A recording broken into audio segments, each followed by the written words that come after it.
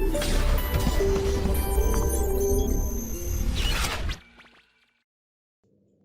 हम बात करते हैं भाई रेडॉक्स रिएक्शन क्या होती है। What do you mean bye redox reaction?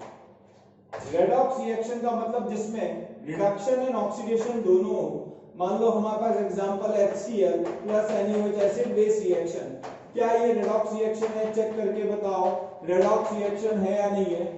यहाँ पे hydrogen +1 chlorine -1 sodium +1 oxygen -2 hydrogen +1 sodium +1 chlorine -1 hydrogen +1 oxygen -2। किसी का भी चेंज नहीं हुआ oxidation number. This is not a redox reaction. तो रेडॉक्स रिएक्शन है क्या?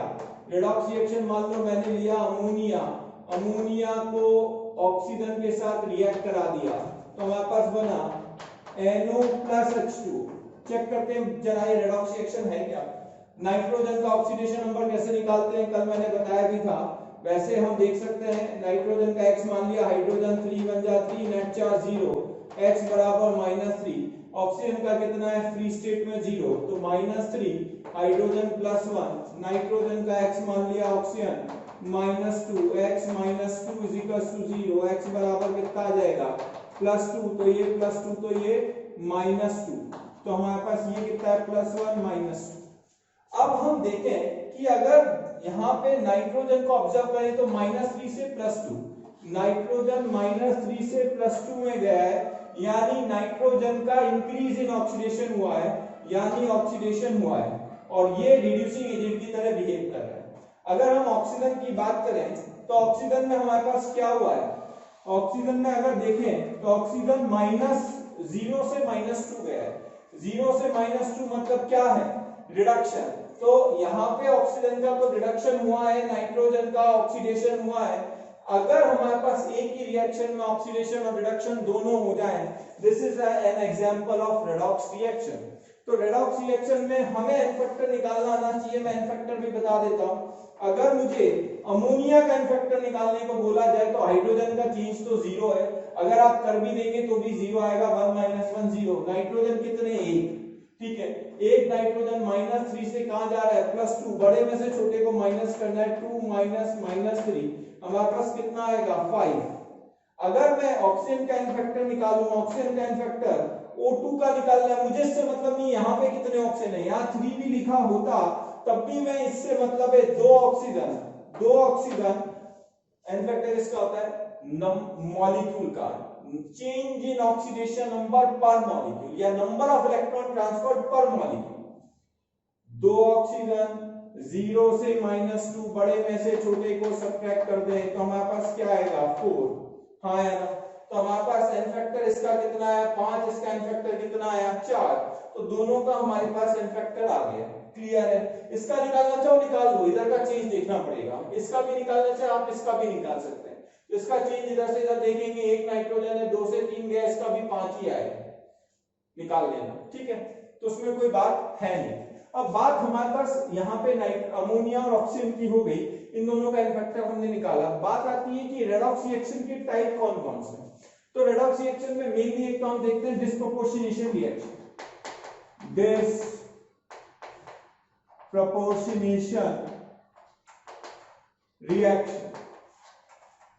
डिस्प्रोपोर्शनेशन रिएक्शन क्या है? सेम एलिमेंट, क्या बोला?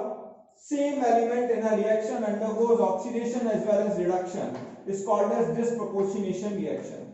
आयोडीन भाई साहब जो है, आयोडीन भाई साहब कहां जा रहे हैं? I- में भी जा रहे हैं और IO3- भी बना रहे हैं।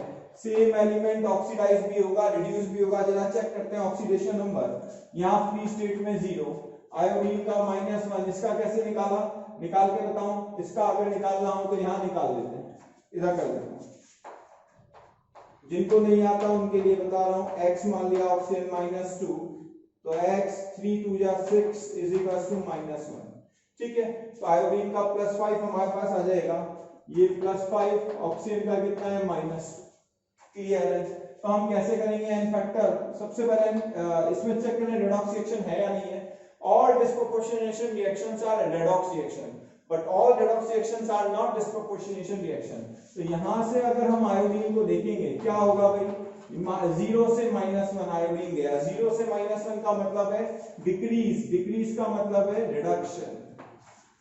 यहां से यहां अगर देखें तो इंक्रीज इन ऑक्सीडेशन नंबर मतलब ऑक्सीडेशन। क्लियर है? एक रिडक्शन एक ऑक्सीडेशन, मेरे हिसाब से सबको क्लियर होना चाहिए। This is very simple thing. अब इसका एन फैक्टर, एन फैक्टर का पहले तो फॉर्मूला लिख लो आप, और फॉर्मूला बड़ा इंपॉर्टेंट है, x1 into x2 divided by x1 plus x2। ये x1 और x2 क्या है वो मैं एक्सप्लेन कर रहा हूं। What do you mean by x1 and x2? तो n factor of the element the molecule undergoing disproportionation, इस मॉलिक्यूल का एन फैक्टर निकाल रहा हूं मैं, इसका नहीं निकाल रहा हूं, इसका भी नहीं निकाल रहा हूं। तो सबसे पहले मैं इसका चेंज देखूंगा, किसका, यहां से यहां का चेंज देखूंगा कितने। सबसे पहले मैं x1 देखूंगा, x1 कैसे निकालेंगे, दो आयोडीन है, दो आयोडीन कहां से कहां गए, 0 से -1, तो बड़े में से छोटे को माइनस कर दें, 0 -1 कितना आएगा 2। तो यहाँ पे दो आयोडीन 0 से -1 गए। जरा इसका x1 x2 चेक करें तो कितना आएगा, तुम बताओ कितने आयोडीन है, 1 लूं या 2 लूं, 2 आयोडीन लेंगे। 2 आयोडीन है, कहां से कहां गए, 0 से +5, बड़े में से छोटे को माइनस कर दें, कितना आएगा 10। तो हमारे पास यहाँ पे चेंज 2 का है, 10 का चेंज। तो इसका चेंज और इसका चेंज, यानी एक तो रिडक्शन का चेंज एक ऑक्सीडेशन का चेंज, दोनों चेंज को यहां रख देंगे। तो इसका चेंज कितना है 2, इसका चेंज कितना है 10, डिवाइडेड बाय क्या लिखेंगे 2 + 10 कितना आएगा 20/12, कितना आ जाएगा 5/4, 5 जा 20, 4 3 जा 12। हाँ ठीक है, तो इसका एन फैक्टर आ गया 5/3। आप भी क्वेश्चन करेंगे तो इस पे एन फैक्टर पे अभी मैं क्वेश्चन लूंगा, पर पहले हम लोग एक ऑक्सीडाइजिंग एजेंट रिड्यूसिंग एजेंट हम चेक कर लेते हैं, उसके बाद हम इक्विवेलेंट वेट में से देखते हैं, इसके और क्वेश्चंस करते हैं। तो सबसे पहले हमारे पास बात आती है what do you mean by only oxidising agent. कौन केवल ऑक्सीडाइज होगा, कौन केवल रिड्यूस होगा, या कौन दोनों होगा। तो इसके एग्जांपल भी देख लेंगे, इजी सा कांसेप्ट है बट इंपॉर्टेंट है। This is an important concept. एक तो फॉर्मूला इंपॉर्टेंट है, ये आपको ध्यान रखना है। इसके बाद हम लोगों के पास टॉपिक आया what do you mean by only oxidising agent, only reducing agent and both, बीच का। तो हमारे पास कौन ऑक्सीडाइजिंग एजेंट है, कौन रिड्यूसिंग एजेंट है और कौन बीच का है। जरा चेक करते हैं कौन बीच का है। तो ठीक है, कोई बीच का नहीं है। तो हमारे पास जो अपनी हाईएस्ट ऑक्सीडेशन स्टेट पे होगा, हाईएस्ट ऑक्सीडेशन स्टेट पे होगा, वो ओनली ऑक्सीडाइजिंग एजेंट होगा। कैसे, जरा चेक करते हैं, इसको चेक करते हैं। मान लेते हैं हमारे पास हाईएस्ट ऑक्सीडेशन स्टेट हम किसी एलिमेंट की ले लेते हैं, नाइट्रोजन की। नाइट्रोजन की -3 और +5 मैंने लास्ट लेक्चर में बताई थी कि मिनिमम और मैक्सिमम कॉन्फ़िगरेशन से देख सकते हैं। नाइट्रोजन 5 इलेक्ट्रॉन दे चुका है, यानी नाइट्रोजन का, इस नाइट्रोजन का कॉन्फ़िगरेशन हो जाएगा 1s2 2s0 2p0, 1s2 2s2 2p3 था, 5 इलेक्ट्रॉन दे दिए। क्या अब वैलेंस शेल में और इलेक्ट्रॉन बचे? क्या अब और न्यूट्रॉवर कर सकता है या नहीं कर सकता? अब और न्यूट्रॉवर नहीं कर सकता, बेचारा और ज्यादा इलेक्ट्रॉन नहीं दे सकता, यानी +6 में नहीं जा सकता। ठीक, तो +6 में नहीं जा सकता। क्या ये +4 में आ सकता है? क्या +5 से +4 में आने का मतलब इसने 5 इलेक्ट्रॉन दे दिए, अब +4 में आने का मतलब 1 इलेक्ट्रॉन ले ले, एक ले सकता है, ले तो कितने भी सकता है, यानी +4 0 -2 -3 कहीं पे भी आ सकता है। यानी जो अपनी हाईएस्ट ऑक्सीडेशन स्टेट पे है वो न्यूट्रॉवर नहीं कर सकता, वो केवल ले सकता है, केवल लेना जानता है, देना नहीं जानता। ठीक है, यानी नाइट्रोजन हमारे पास क्या है, अपनी हाईएस्ट ऑक्सीडेशन स्टेट में, यानी only oxidising agent. Reducing agent का उल्टा हो जाएगा। एक याद कर लो, कोई भी एक याद कर लो, ये ज्यादा बेटर है। एक कंसेप्ट याद है तो दूसरा अपने आप आ गया है। ठीक है, तो दूसरे की हेडेक ही खत्म हो गई है। फिर भी लिख देते हैं, जो लोवेस्ट ऑक्सीडेशन स्टेट पे है, जो लोवेस्ट ऑक्सीडेशन स्टेट पे है वो क्या है बताओ, ओनली रिड्यूसिंग एजेंट। और जो बीच का है, ठीक है, वो बोथ है। क्लियर है, तो बीच का नहीं है कोई, नाइट्रोजन हाईएस्ट में चेक कर लिया। क्वेश्चन करते हैं, एक दो एग्जांपल यही कर देते हैं, सिंपल एग्जांपल ले लेते हैं। मान लो तो आपको बताना है H2SO4 बीच का है, हाईएस्ट या लोएस्ट है, कहां बताओगे? अभी आप सब लोग देख रहे हैं वीडियो और मुझे अभी एग्जांपल लाइव देखने हैं। अगर आपका आंसर आया मैं वहीं पे रिप्लाई दूंगा। कहां? जहां लाइव चैट चल रही है उसी पे YouTube पे नीचे नीचे ऑप्शन होता है लाइव चैट में हम देखेंगे तभी मजा आएगा। ये आपको बताना है ये ऑक्सीडाइजिंग एजेंट है ओनली या ओनली रिड्यूसिंग एजेंट है या बीच का है, ठीक है? बीच का मत देखना। चलो SO2, अगला अमोनिया ले लो, ठीक है? तो ये आपके पास H2S ले लो और एग्जांपल ले लो। तो इन 4-5 एग्जांपल को आपको रिप्लाई देना है। जो पहले रिप्लाई देगा भैया वही जीतेगा। बात इनाम की नहीं होती, बात हार या जीत की होती है, ठीक है? तो हमारे पास H2SO4, H2S हो गया, SO2 हो गया, अमोनिया हो गया, HNO3 ले लो, HNO2 ले लो। तो ये 6 एग्जांपल काफी है ना? HNO2 नहीं लिया तो बहुत एग्जांपल हो सकते हैं। KMNO4 हो गया, देख लो, K2Cr2O7 हो गया, K2Cr2O7। तो आपको चेक करके बताना है कौन बीच का है कौन नहीं है, ठीक है? चलो YouTube पे बताओगे ना, वही रिप्लाई दूंगा। आगे बात करते हैं अब इंपॉर्टेंट कहानी जिसपे हम आना चाहते थे। हमारे पास सबसे पहले बात आती है what do you mean by equivalent weight. देखो ये फॉर्मूला मैं पहले के चैप्टर्स में बता चुका हूं, बार बार बोल रहा हूं, हमें नंबर ऑफ इक्विवेलेंट्स और इक्विवेलेंट वेट में कंफ्यूज नहीं होना है। Number of equivalents is not equivalent weight. Number of equivalent होता है moles into n factor, n is number of moles into n factor, number of moles की जगह weight upon molar mass into n factor और molar mass upon n factor weight upon equivalent weight, ठीक है? तो equivalent weight और number of equivalent, जिसे number of equivalent भी कह सकते हैं, ग्राम equivalent भी कह सकते हैं, ठीक है? only equivalent भी कह सकते हैं। तो ये अलग कंसेप्ट है, ये अलग कंसेप्ट है। This is equivalent weight, this is number of equivalent. Confuse नहीं होना। इस चैप्टर में लास्ट में मैं फॉर्मूला लिख दूंगा, ठीक है? तो आपको ये ध्यान रखना है। अब बात आती है topic equivalent weight. What do you mean by equivalent weight? Equivalent weight है क्या? EQW, equivalent weight. अगर मैं बात करूं, कोई मुझसे पूछे इक्विवेलेंट वेट क्या है, तो सबसे पहले डेफिनेशन ये आई कि एनी सब्सटेंस, ऐसा कोई सब्सटेंस जो 8 ग्राम ऑक्सीजन के साथ जुड़े या 1 ग्राम हाइड्रोजन के साथ जुड़े या 35.5 ग्राम क्लोरीन के साथ जुड़े, उसको हम, उसके वजन को हम इक्विवेलेंट वेट कहते हैं। फॉर एग्जांपल हमारे पास मान लेते हैं मैग्नीशियम है, मैग्नीशियम की ऑक्सीजन के साथ रिएक्शन कराई, मैग्नीशियम ऑक्साइड बनेगा, हाँ या ना? तो magnesium plus oxygen gives magnesium oxide, ठीक है? तो इक्विवेलेंट वेट हमें निकालना है, जरा चेक करते हैं। सबसे पहले बैलेंस कर लेते हैं, या तो यहाँ 2 लगा दो, यहाँ 2 लगा दो, या हाफ लगा दो, 2 लगा दो, ज्यादा सुंदर लग रहा है, ठीक है? अब बात करते हैं, यहाँ पे 2 मोल मैग्नीशियम है और 1 मोल ऑक्सीजन है। वजन निकालना सबको आता है। वजन कैसे निकालते हैं? मास निकालने के लिए हम क्या बोलते हैं? मास बराबर मोल इंटू मोलर मास, हाँ या ना? तो इसका वजन बताओ, कितने मोल है? 2 मोल। ये क्या कर रहा है? 2 मोल मैग्नीशियम 1 मोल ऑक्सीजन के साथ जुड़ रहा है। तो इसका हमारे पास वजन कितना आएगा? मोल लिखना चाहो तो लिख लो, 2 मोल। इसका 1 मोल कितना आएगा? वजन बराबर 2 इंटू 24, हाँ या ना? 48 ग्राम आएगा।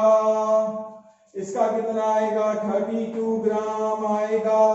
तो हमने नंबर ऑफ मोल्स को मोलर मास से मल्टीप्लाई कर दिया, यही आएगा। तो हमसे क्या बोलता है? इक्विवेलेंट वेट की डेफिनेशन क्या है? 8 ग्राम, 1 ग्राम ऑक्सीजन के साथ कितना मैग्नीशियम जुड़ेगा, जरा देखते हैं। तो 32 ग्राम ऑक्सीजन जो है कितने ग्राम? 48 ग्राम मैग्नीशियम के साथ अटैच हो रहा है। तो 1 ग्राम ऑक्सीजन 48 बाय 32 ग्राम मैग्नीशियम, यानी 8 ग्राम ऑक्सीजन कितने मैग्नीशियम के साथ जुड़ेगा? 48 upon 32 into 8 gram magnesium. Getting my point? तो कितना आएगा 8 4 जा 32, तो कितना आ जाएगा, इसको ऐसे लिख सकते हैं 24/2। अब ये तो रही, ये हमारे पास इक्विवेलेंट वेट है, this is called as equivalent weight. ये बड़ा बेकार सा मेथड है, आप भी कहोगे सर क्या पढ़ा है आपने इतना सारा, ठीक है, पता होना चाहिए, देखो नॉलेज पूरी होनी चाहिए, कहीं से भी क्वेश्चन में कोई भी कंसेप्ट पूछ सकता है। पर इजी वे क्या है, इजी वे ये है कि equivalent weight is equal to molar mass upon n factor, सीधे सीधे एन फैक्टर निकालो, आंसर लाओ, ज्यादा पेन लेने की जरूरत नहीं है।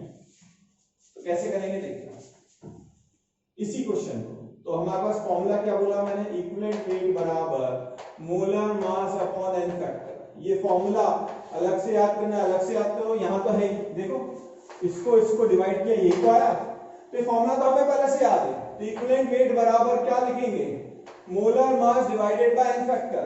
अब हम एन फैक्टर कैसे निकालेंगे, मान लो हमारे पास एग्जांपल है magnesium plus oxygen gives what, magnesium oxide, इसका हम एन फैक्टर निकालेंगे जीरो फ्री स्टेट में, यहाँ पे क्या है ऑक्सीजन -2, तो जाहिर सी बात है +2 में होगा। एन फैक्टर कैसे निकालेंगे, एक मैग्नीशियम है, हाँ या ना, एक मैग्नीशियम कहां से कहां गया, 0 से +2, बड़े में से छोटे को माइनस कर दो, कितना आएगा 2, तो इसका एन फैक्टर आ गया 2। देयरफॉर इक्विवेलेंट वेट कितना निकालूंगा, इक्विवेलेंट वेट हमारे पास कितना आएगा बताओ भाई, molar mass 24 divided by 2, that is 12, that is the answer, getting my point। तो हमारे पास 12 is the equivalent weight, easy, this is more better concept compared to this। तो आपको ये फॉर्मूला, एक और फॉर्मूला आया। अब मैं कुछ क्वेश्चंस लिख रहा हूं, I am writing the questions and you have to calculate the equivalent weight. Equivalent weight is important concept, मैं उसके क्वेश्चंस लिख देता हूं, आपको सॉल्व करने हैं, ठीक है। Right, we have these questions. Now solve these questions immediately using pen and paper and write the questions in the columns below, ठीक है। तो जो YouTube में नीचे कॉलम है, we are using that, YouTube में आप नीचे जाएंगे तो चैट के कॉलम आएंगे, उसमें आपको हर एक का आंसर देना है। आई एम वेटिंग, मैं इसमें 15 सेकंड रुकूंगा, तो आप फास्ट हो जाओ और सबको क्वेश्चंस को सॉल्व करो। आई एम वेटिंग, ठीक है। मैं वहीं पे चेक करूंगा आपका सही आ रहा है या नहीं आ रहा है, राइट, ओके। चलो अब मैं चालू कर रहा हूं, इन द मीनवाइल आप सॉल्व करते रहे, ये ना देखें, मैं सॉल्व करने का तरीका बता रहा हूं, जिसको नहीं आएगा वो देख लेना। -3, 0 से -3, तो एन फैक्टर कैसे निकालेंगे, n factor is equals to change in oxidation number per molecule, 2 nitrogen atom है, 0 से -3 गए, बड़े में से छोटे को सब्ट्रैक्ट करेंगे, व्हाट वी विल गेट 3 2 जा 6, तो इसका इक्विवेलेंट वेट कितना आ जाएगा, molar mass of nitrogen N2 का मोलर मास डिवाइडेड बाय 6, ठीक। इसका इक्विवेलेंट वेट निकालते हैं, इसका भी निकाल सकते हैं, तो FeS2, इसमें चेक करते हैं सल्फर का कितना आएगा -1, एक सल्फर का, एक आयरन का +2, तो आयरन +2 में, सल्फर माइनस में, ऑक्सीजन फ्री स्टेट में 0, यहाँ +3 में गया, यहाँ पे सल्फर +4 में गया, तो इसका एन फैक्टर हम कैसे निकालेंगे, इसका एन फैक्टर आएगा, एक आयरन है, 2 से 3 गया, बड़े में से छोटे को माइनस कर दें, इससे मतलब नहीं है यहाँ कितने आयरन है, इसका निकाल रहे हैं, यहाँ पे देखेंगे एक आयरन है, सल्फर कितने, 2 सल्फर है, -1 से 4 गया, बड़े में से छोटे को माइनस कर देंगे, 4 -1, तो 1 और 4 + 1 5, 2 जा 10 और 1 11, तो मोलर मास ऑफ FeS2 का molar mass divided bye 11 will be the answer, ठीक है। नेक्स्ट हम लेते हैं अगला PbS, Pb +2 है, सल्फर -2 है, Pb यहाँ पे कितना आएगा, +2 सल्फर +6, ठीक है। तो Pb में चेंज नहीं हो रहा है, केवल सल्फर में चेंज हो रहा है। एन फैक्टर क्या हो जाएगा, एन फैक्टर होगा, एक सल्फर है, -2 से +6, 6 -2 कितना आया 8, तो इसका PbS का molar mass of PbS divided by n factor is 8, this will be the answer, getting my point. KMnO4 का निकालना है, तो KMnO4 का हम कैसे निकालेंगे, +7 आ गया आपका oxidation number, +4 oxidation number KMnO4 का मैंने कल भी बताया था, एन फैक्टर कैसे निकालेंगे? N factor is equal to 1 है मैंने 7 माइनस 4 तो कितना आ जाएगा 3। तो हमारे पास मोलर मास इसका divided by n factor is 3। ठीक है, अब हमारे पास है FeC2O4 होल थ्राइस, ये आयरन +3 में है, यहाँ पे भी आयरन +3 में, आयरन में कोई चेंज नहीं हुआ। कार्बन पे कितना चार्ज है? C2O4। ऑक्सीलेट आयन अगर आप ध्यान से देखें तो ऑक्सीलेट आयन पे क्या होता है? C2O4 2- पे हम देखेंगे तो +3 हमारे पास चार्ज आता है, तो इस पे +3 ऑक्सीजन तो -2 में या कार्बन +4 में। एन फैक्टर देखेंगे आयरन में कोई चेंज नहीं हुआ, कर भी लोगे तो गलत आएगा, मतलब 0 आ जाएगा। गलत तो क्या होगा? 3 - 3 0, तो 3 2 जा 6, 6 कार्बन है, 3 से 4 गया, 4 - 3 कितना आया? 6। तो इसका हमारे पास मोलर मास पूरे मॉलिक्यूल का मोलर मास लेंगे FeC2O4 whole thrice divided by n factor is what? 6 ऐसे। ठीक है, तो इसका हम निकालना है। तो यहाँ पे आयरन कितने पे है? +3। नाइट्रेट आयन है, 3 2 जा 6 -1 +5 आएगा। ठीक है, यहाँ आयरन +2 में, NO2- नाइट्राइट कल नेमिंग बता दी है मैंने, 2 2 जा 4 -1 +3। ठीक है, तो हमारे पास एन फैक्टर कैसे निकालेंगे? अच्छा, दोनों का ही डिक्रीज हो रहा है, कोई दिक्कत की बात नहीं है। एन फैक्टर क्या होगा? एक आयरन है, 3 से 2 गया, 3 - 2 कितने नाइट्रेट है? 3। इससे मतलब नहीं है यहाँ कितने नाइट्रोजन है, तो 3 इंटू चेंज 5 से 3, बड़े में से छोटे को माइनस करेंगे तो हमारे पास कितना आएगा? 1 प्लस यहाँ पे 2 3 जा 6 यानी 7 आएगा। तो इक्विवेलेंट वेट हो जाएगा molar mass of this molecule divided by कितना? 7। आप चेक करो आपका आंसर सही आ रहा है क्या? Cu3P कॉपर पे कितना चार्ज है? +1, P पे -3। तो एन फैक्टर कैसे निकालेंगे? अच्छा, यहाँ कितना है? +2, यहाँ फास्फोरस 4 2 जा 8 -3 +5। ठीक है, तो एन फैक्टर कॉपर ये +1 से बड़ा है, ये भी बड़ा है, दोनों का इंक्रीज हुआ है, दोनों को जोड़ देंगे। जब दोनों का इंक्रीज हुआ है तो दोनों का जोड़ देंगे, और दूसरे केसेस मैंने वहां ले लिए। ठीक है, तो कहां से कहां गया? 1 से 2 गया, 2 - 1 प्लस फास्फोरस कितने? एक फास्फोरस से बड़े में से छोटे को माइनस कर देंगे, 5 - -3।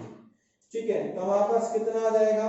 5 और 3 8 और 3 11। Thank you very much for your love and affection. Daily हजारों बच्चे हमारे वीडियोस का लाभ उठा रहे हैं। आपसे मेरी रिक्वेस्ट है कि इस वीडियो डिस्क्रिप्शन में जो लिंक दिया हुआ है उसको प्लीज़ क्लिक करके रजिस्टर करें। एंड आपसे मेरी रिक्वेस्ट है, जो बच्चे हमारे डाउट सेशंस और हमारे स्टडी मटेरियल को यूज़ करना चाहते हैं वो प्लीज़ हमारा प्रीमियम कोर्स सब्सक्राइब करें। ठीक है, तो मोलर मास डिवाइडेड बाय 11, ये तो रही यहाँ पे कहानी। ये पूरी कहानी आपको ध्यान रखनी है। ठीक है, चेक करो आपकी कितने सही हैं। ट्रू। तो हमारे पास यहाँ पे केस वन में क्या हुआ जरा देखते हैं, हो क्या रहा है यहाँ पे, कहानी क्या है। सबसे पहले आयरन पे क्या है? +3, ऑक्सीजन पे -2, यहाँ आयरन पे कितना है? +2, ऑक्सीजन पे 0। ठीक है, तो केस ये आया भाई कि आयरन का घटा और ऑक्सीजन का बढ़ा, एक तो डिक्रीज हुआ और एक इंक्रीज हुआ। अगर डिक्रीज और इंक्रीज आए, वो भी यहां पे भी यही है, तो अगर डिक्रीज और इंक्रीज बराबर हो, means total decrease is equal to total increase, then यहां पे हम एन फैक्टर कैसे निकालेंगे? केस वन में एन फैक्टर निकालेंगे mod of increase minus decrease, मतलब बड़े में से छोटे को माइनस कर देंगे। ठीक है, दिख रहा है ना? तो हमारे पास कहानी क्या है? एन फैक्टर कैसे निकालेंगे इसका देखना जरा। N factor is equal to, पहले अच्छा इंक्रीज और डिक्रीज अलग निकाल के दिखा दूं। पहले इंक्रीज और डिक्रीज अलग निकाल देते हैं। इंक्रीज किसका इंक्रीज हुआ? ऑक्सीडेशन नंबर ऑक्सीजन का। ऑक्सीजन का -2 से 0 गया, कितने ऑक्सीजन? 3 ऑक्सीजन। 3 ऑक्सीजन 0 -2 कितना आएगा? 3 2 जा 6। अच्छा, डिक्रीज जरा चेक कर लें, यहाँ पे डिक्रीज कितने का हुआ? आयरन का डिक्रीज हुआ, 2 आयरन है, 3 से 2 गया, 3 - 2 कितना आया? 2। अब इंक्रीज और डिक्रीज बराबर नहीं है, तो ये फॉर्मूला लगेगा, if increase is not equal to decrease तो n factor will be increase minus decrease का मैग्नीट्यूड। तो कौन बड़ा है, बड़े में से छोटे को माइनस करना है, सीधी सी बात। 6 माइनस 2 4 आंसर आया। ठीक, ये इंपॉर्टेंट है, ध्यान रखना। केस 2 में जरा वापस से ऑक्सीडेशन नंबर देखें। इसका oxidation number -3, hydrogen +1, nitrogen 0, hydrogen 0। आपने कर ही लिया होगा, मैं एक्सपेक्ट कर रहा हूं आपके आंसर्स आ गए हैं। ठीक है, तो इंक्रीज इज इक्वल टू कितना होगा, नाइट्रोजन का इंक्रीज हुआ, हाइड्रोजन का डिक्रीज। तो एक नाइट्रोजन है, एक नाइट्रोजन भाई साहब -3 से 0 गए, बड़े में से छोटे को माइनस कर दें। ठीक है, कर दिया भाई। डिक्रीज जरा चेक करें, डिक्रीज कितना आएगा, हाइड्रोजन 3 है, +1 से 0, 3 हाइड्रोजन है, मुझे इस मॉलिक्यूल से मतलब है, इधर से मतलब नहीं है। 3 हाइड्रोजन है, 1 से 0, तो कितना आया 3। अगर इंक्रीज और डिक्रीज बराबर आ जाए तो n फैक्टर क्या होगा, या तो इंक्रीज या decrease, means n factor is equal to increase और डिक्रीज। अच्छा, ऊपर वाले का मैंने इक्विवेलेंट वेट नहीं लिखा है, तो हमारे पास यहां पे n फैक्टर क्या आ जाएगा, n factor is equal to 3 आया, तो इक्विवेलेंट वेट कितना आ जाएगा, मोलर मास अमोनिया का 17/3। ठीक है, इंपॉर्टेंट है, ध्यान रखना। इसी तरह इसका इक्विवेलेंट वेट क्या आया, जो भी इसका मोलर मास होगा डिवाइडेड बाय व्हाट 4, ये आपके पास इक्विवेलेंट वेट आ गया। नेक्स्ट, ठीक, नेक्स्ट लेते हैं हम P4। अच्छा, चेक करके बताओ ये कौन सी रिएक्शन है। 0, सोडियम पे +1, -2, +1, +1, +1, 2 2 जा 4, ठीक है, 2 2 जा 4, -3, ये यार है। चेक करो इसका ऑक्सीडेशन नंबर NaH2PO2, तो इसका +1 +1 X, ऑक्सीजन का -2, 1 +2 +X, 2 2 जा 4, नेट चार्ज 0, तो कितना आया, 4 में से 3 गए, कितना बचा 1, X बराबर 1 आ गया। ठीक, तो इसका +1 ऑक्सीजन का -2, इसका कितना आया, हाइड्रोजन +1, इसका -2। ठीक, तो हमारे पास ऑक्सीडेशन नंबर आने के बाद चेक करो क्या ये डिस्प्रोपोर्शनेशन रिएक्शन है। फास्फोरस का ऑक्सीडेशन और रिडक्शन दोनों हम ऑब्जर्व कर रहे हैं, यहां से यहां देखो और यहां से यहां। तो फास्फोरस का चेंज देखें x1 और x2, तो इसे x2 बोल देते हैं। x2 बराबर कितना होगा, चेक करें, 4 फास्फोरस है, 4 फास्फोरस है, 0 से -3 गए, तो 4 × 0 -3, ठीक है, तो 4 3 जा कितना आया, 12 ही आया है ना। 4 फास्फोरस से 0 से -3 ये आ गया। अच्छा, x1 कितना आएगा, x1 चेक करें, x1 इज इक्वल टू हमारे पास कितना होगा, अगर x1 की वैल्यू चेक करें तो हमारे पास 4 फास्फोरस से कहां गया, 0 से +1, यानी 1 - 0 कितना आएगा, 4 आएगा, तो 4 आया, इसका चेंज 4 और इसका चेंज 12। n फैक्टर का फॉर्मूला लगा दें। ठीक है, n फैक्टर का फॉर्मूला क्या लगेगा, n factor is equal to, बताओ भाई, n factor is equal to x1 × x2, 4 × 12 upon 4 + 12, यानी 3 आ रहा है, 4 और 12 16, ठीक है, 4 4 जा 16, 4 3 जा 12, 3 आ गया।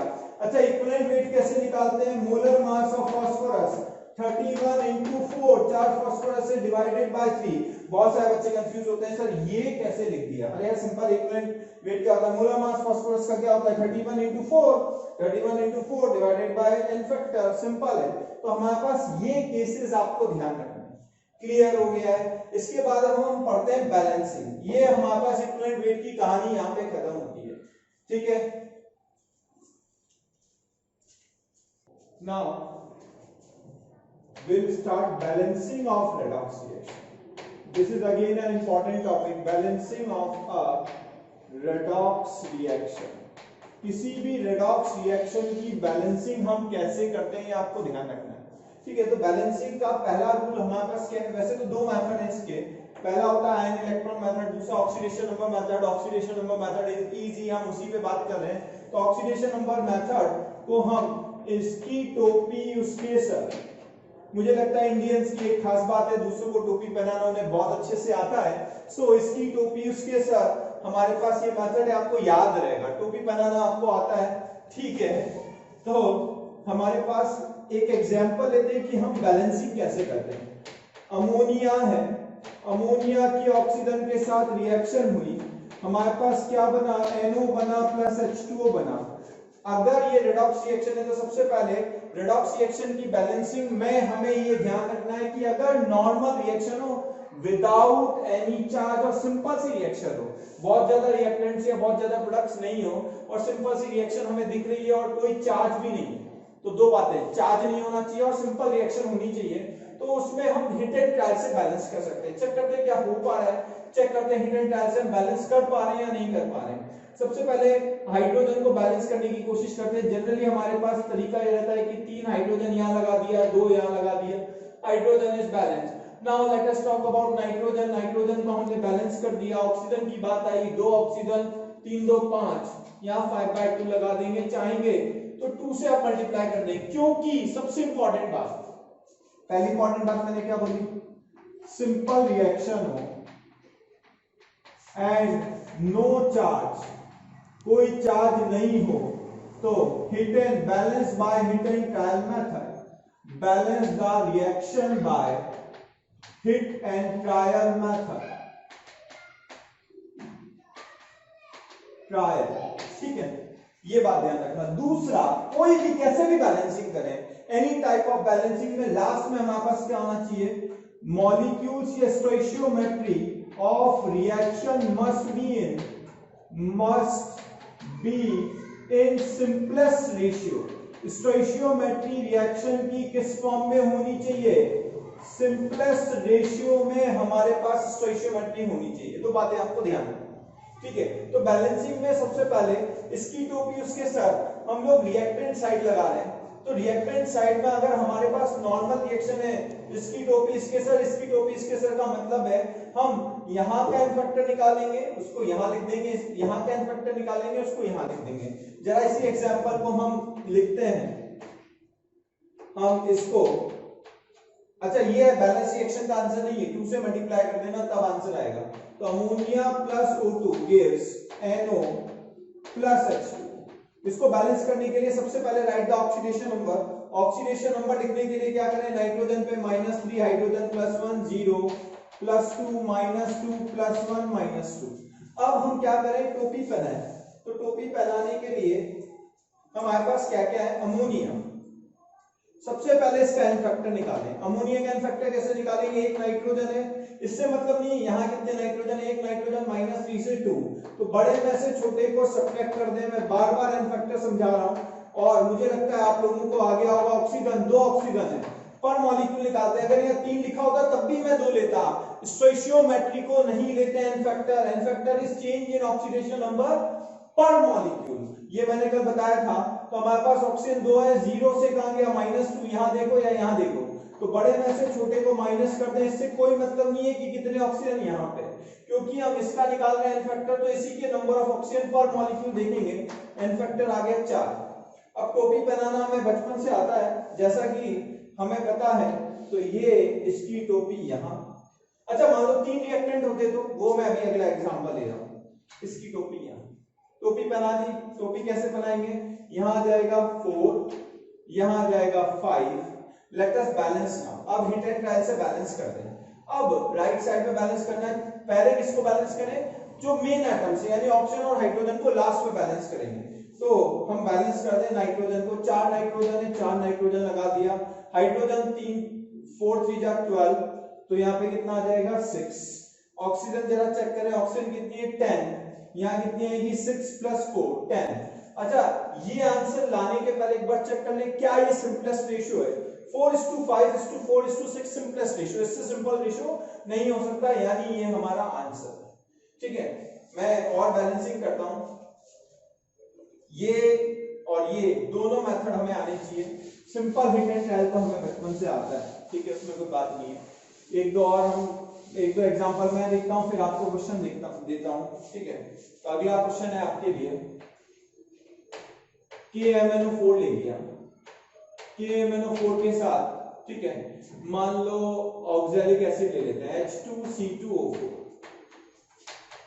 मीडियम ले लेते हैं एसिडिक मीडियम। एसिडिक मीडियम में KMnO4 कहां जाता है, याद आया, MnSO4 प्लस, ठीक है, MnSO4 पोटेशियम का K2SO4 पोटेशियम सल्फेट के साथ लिख देंगे। ये मैंने कल बताया था कि एसिडिक मीडियम में KMnO4 कहां जाता है, Mn2 प्लस। इसका कलर क्या होता है, पर्पल। इसका कलर क्या होता है, कलरलेस या पिंक, Mn2 प्लस। ठीक है, H2C2O4 कहां जाएगा, यहां लिख देता हूं, प्लस CO2 प्लस वाटर बनेगा, और तो छूट गया, पोटेशियम आ गया, Mn आ गया, कार्बन हो गया, वाटर हो गया। ठीक है, तो हमारे पास ये।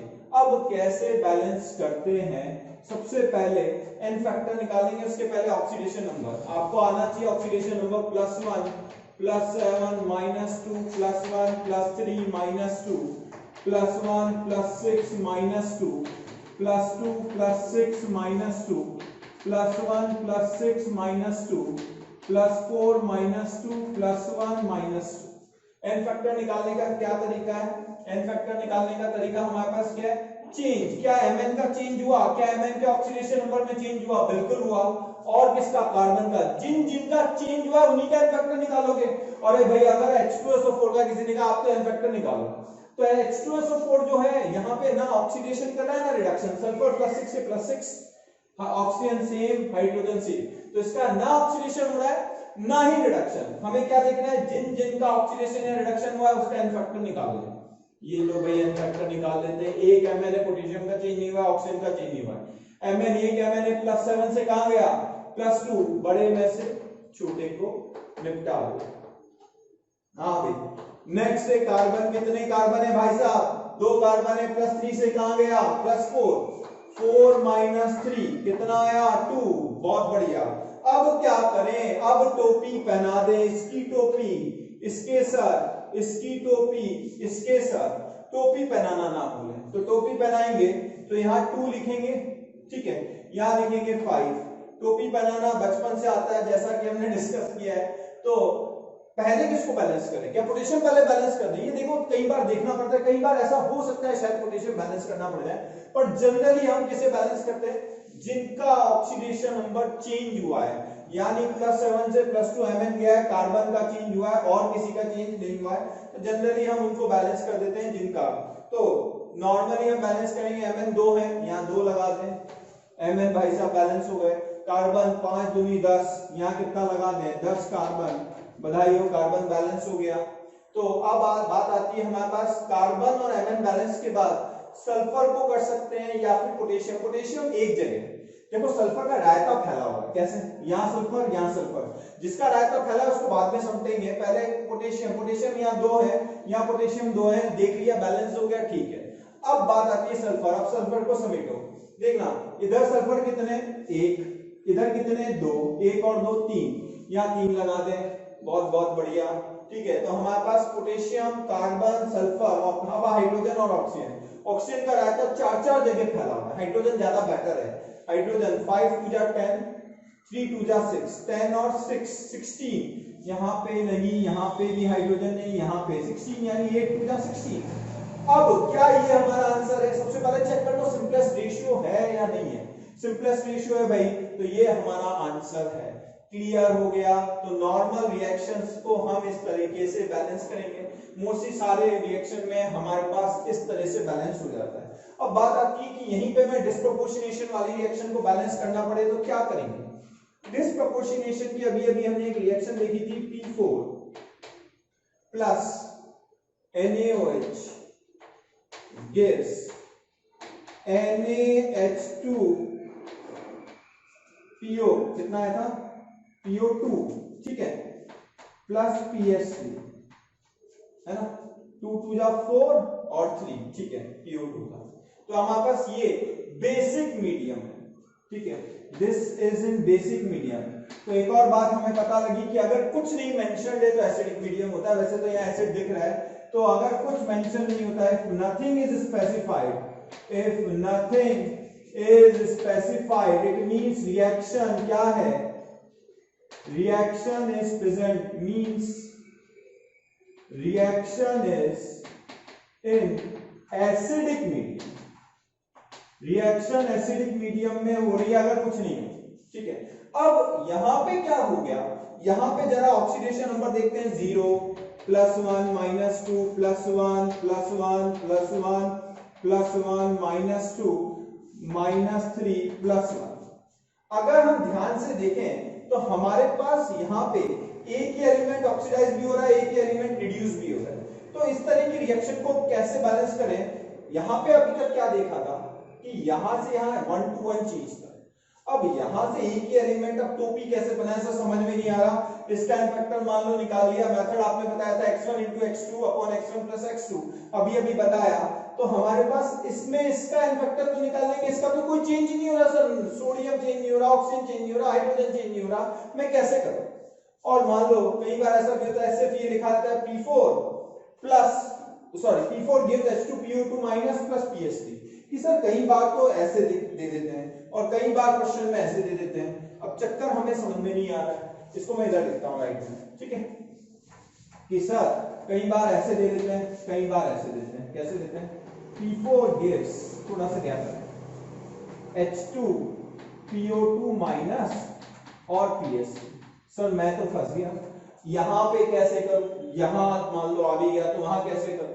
तो ये थोड़ा कंफ्यूजन रहता है बच्चों को, तो वो दूर कर देते हैं। सबसे पहले अगर एक एलिमेंट, मतलब अगर हमारे पास यहां से दो जगह जा रहा, मतलब एक ही एलिमेंट दो अलग अलग ऑक्सीडेशन स्टेट में राइट साइड में दिख जाए, यूनियो डिस्प्रोपोर्शनेशन, नॉर्मल रिएक्शन में भी दिख सकता है, अभी मैं देने वाला हूं, ठीक है। तो क्या बोला मैंने, लिख देता हूं, इफ सेम एलिमेंट, ठीक है, लास्ट में लिख दूंगा, है ना, अभी जगह नहीं है, तो पहले इसको बैलेंस कर लेते हैं, उसके बाद बात करते हैं। यानी ये इसकी टोपी कहां से पहना लेते हैं, अभी तक टोपी एलएचएस से पहना लेते हैं, इस तरह के केस में टोपी आरएचएस से पहनाएंगे। कब, वो मैं बता रहा हूं, वापस से बता रहा हूं, ठीक है। तो इसका एन फैक्टर निकालोगे, एन फैक्टर कैसे निकलेगा मुझे पता है, इसका एक फास्फोरस है, चार है, एक है भाई, दिख रहा है, आगे बटन है, एक फास्फोरस है, कहां से क्या गया, 1 से 0, 1 - 0, बहुत बहुत बधाई, 1। इसमें कितने फास्फोरस हैं, किसी को 5 दिख रहे हैं तो बता दो, शादी जल्दी होगी जिसको देखना है, ठीक है। तो एक फास्फोरस है, -3 से 0, 0 -3, कितना आया, 3। समझ में आया नहीं आ रहा है, जिसको समझ में नहीं आया समझ लेना, शादी लेट होगी। तो टोपी पहना दे, किसकी टोपी किसके सर, अच्छा बिल्कुल सही, इसकी टोपी इसके सर, इसकी टोपी इसके सर, जैसा हम यहां करते थे, हमने आरएचएस साइड में किया, ठीक है। तो हम यहां पे 3 आ जाएगा, यहां पे 1 आ जाएगा। अब पीछे से टोपी पहना है, समझ में आ गया, तो यहां पे 3, यहां पे 1, तो पीछे से टोपी पहना दिए। फास्फोरस को पहले बैलेंस कर लेते हैं, 3 और 1 4, फास्फोरस बैलेंस है, बहुत बहुत बढ़िया। सोडियम को बैलेंस कर दिया, 3 लगा दिया। अब जरा चेक करते हैं हाइड्रोजन, 3 1 जा 3, 3 2 जा 6 +3। अब चक्कर पड़ गया कि सर यहाँ हाइड्रोजन कैसे बैलेंस होगा, यहाँ पे आपने हाइड्रोजन बैलेंस कर दिया, यहाँ पे हमें पानी यूज करना पड़ेगा, गेटिंग माय पॉइंट। अच्छा, सोडियम बैलेंस है, हाइड्रोजन को बैलेंस करने के लिए हम वाटर यूज करते हैं। फास्फोरस बैलेंस है, ऑक्सीजन चेक करें 3, यहाँ ऑक्सीजन कितने, 3 2 जा 6 और 6 ऑक्सीजन। कभी भी ऐसा कोई भी केस आ जाए, always use water to balance hydrogen and oxygen. उसका रूल क्या है वो भी मैं लिखवा दूंगा, तो पहले समझ लो, पहले हाइड्रोजन और ऑक्सीजन में चेक करो ऑक्सीजन कितनी ज्यादा है, 3 दूनी 6, जितनी ऑक्सीजन इधर एक्स्ट्रा हो, 3 इधर, 6 में से 3 गए, कितने बची, 3 ऑक्सीजन एक्स्ट्रा। जितनी ऑक्सीजन, इसे ब्लू कलर से लिख देते हैं, जितनी ऑक्सीजन एक्स्ट्रा उतने पानी के मॉलिक्यूल्स चिपका। क्या बोला मैंने वापस से, हमें सिंपल सा ध्यान रखना है, जितनी ऑक्सीजन इधर या उधर एक्स्ट्रा, मान लो इधर एक्स्ट्रा होती तो इधर पानी चिपका देते, मतलब ऑक्सीजन के अपोजिट साइड में पानी चिपका देंगे, रूल में लिखवा दूं, ठीक है। या लिख ही देता हूं, इस मेथड को बाद में कर देंगे, लिख लो, 2 मेथड बताए मैंने। तो हमारे पास to balance oxygen, sorry, add H2O on opposite side, opposite side, this is important, add H2O on opposite side, now इसके बाद आफ्टर दैट प्यारे बच्चों, हमें रोज रिक्वेस्ट आ रही है कि सर इस टॉपिक को प्लीज डिस्क्राइब करें, इस टॉपिक पे प्लीज वापस से वीडियो लेक्चर दें। तो मेरी रिक्वेस्ट है कि हमारा जो यूट्यूब चैनल है, मोशन का जो यूट्यूब चैनल है, उसको जाके प्लीज आप सब्सक्राइब करें, साथ में जो वहां बेल बटन दिया हुआ है उसको हिट कर दें। ऐसा इसलिए कह रहा हूं क्योंकि ऑलरेडी वहां पे बहुत सारे वीडियोस जो हैं ऑलरेडी अपलोडेड हैं, कहीं आपसे कोई वीडियो मिस ना हो जाए, तो आप बेल बटन पे प्लीज हिट करें। to balance hydrogen add H plus on opposite side.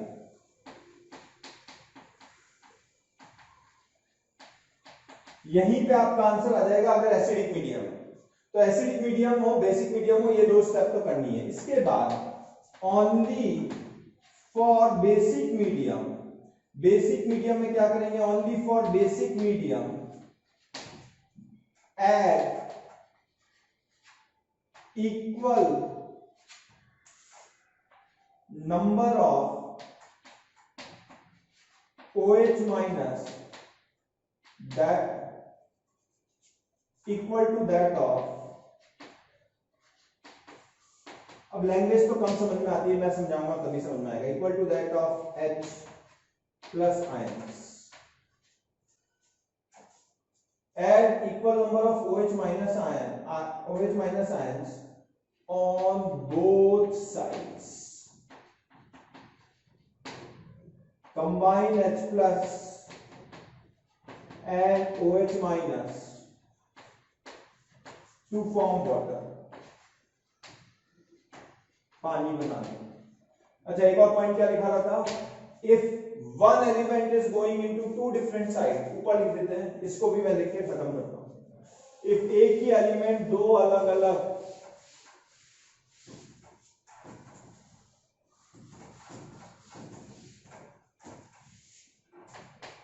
if same element is existing two different oxidation state on product side, then टोपी कहां से बनानी है, then ITUS method will be applicable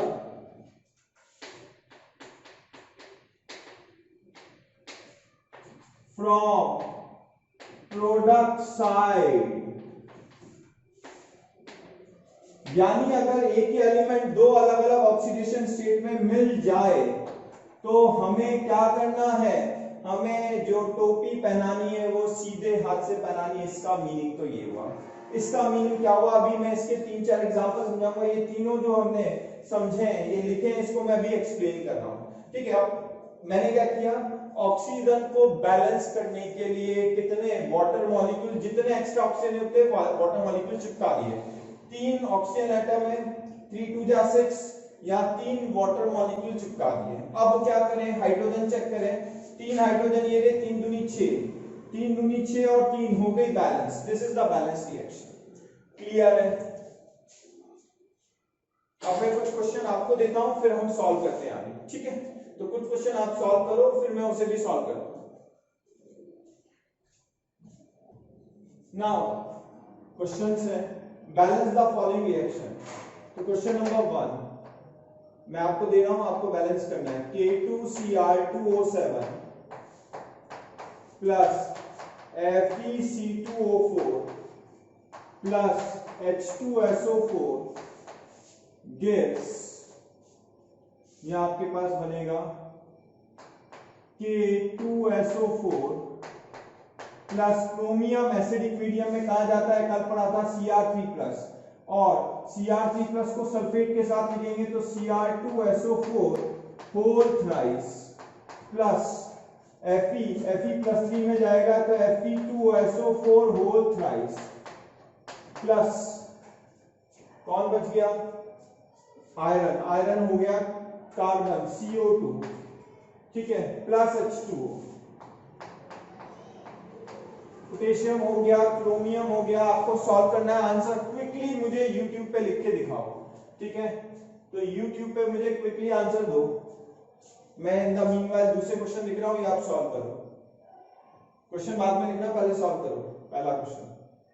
अब मैं question number 2, ठीक है, एक तो ये ले लेते हैं, मान लो KMnO4 आ जाए प्लस HCl आ जाए, ठीक है, ये आपको दे रहा है MnCl2 दे रहा है प्लस HCl दे रहा है प्लस, सॉरी HCl तो है ही, Cl2 दे रहा है, Cl2 गैस प्लस KCl दे रहा है प्लस आपको वाटर मिलेगा, ठीक है, सारा हो गया। Mn आ गया, पोटेशियम आ गया, हाइड्रोजन आ गया, क्लोरीन आ गया, ठीक है, ये आपको बैलेंस करना है। बैलेंस दिस रिएक्शन, कुछ नहीं दिया, एसिडिक मीडियम, अंडरस्टूड है, ठीक है। Question number 3,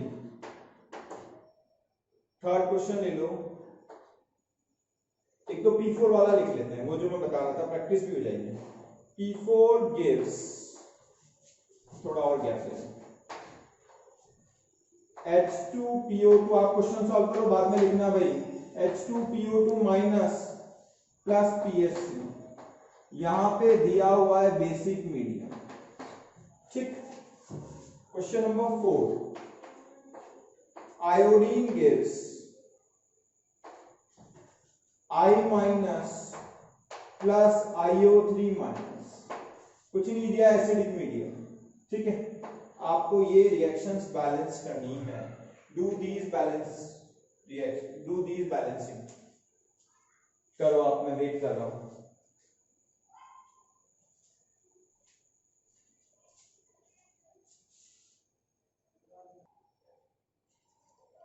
yes, quickly answer आने चाहिए।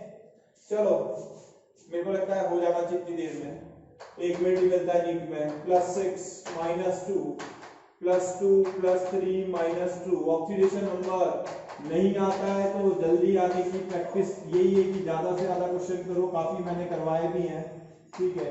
+6 -2 +3 +6 -2 +4 -2 +1 -2, ठीक है, सबके ऑक्सीडेशन नंबर लिख दिए। अब क्या करें, टोपी पहनाए, पहले चेक कर लो किस किस को टोपी पहनानी। क्रोमियम एक ही जगह गया, ये रहा, +6 से +3। आयरन का यहाँ पे भी बड़ा है और आयरन का ही बड़ा है, कार्बन का भी बड़ा है, तो एक एलिमेंट दो अलग अलग ऑक्सीडेशन स्टेट में नहीं दिख रहा है, तो उल्टे हाथ से सीधे हाथ से टोपी इधर से पहनाएंगे। H2SO4 में कोई चेंज नहीं हुआ है, बड़ा इजी है टोपी पहनाना। तो n factor is equals to,